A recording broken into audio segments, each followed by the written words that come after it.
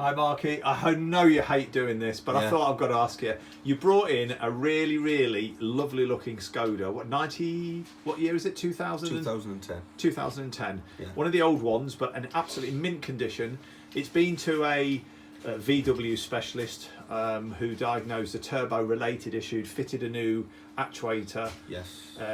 Didn't seem to resolve the problem for very long. You brought it into us and we completed an evaluation, and your turbocharger needed replacing, and you had a block DPF. So we've done that for you. Fit a new turbo. You've now got your power back. You've had it hydroflowed, and it's quite funny. You've not mentioned the extra boost. It's just how smooth and quiet it is. What do you think overall?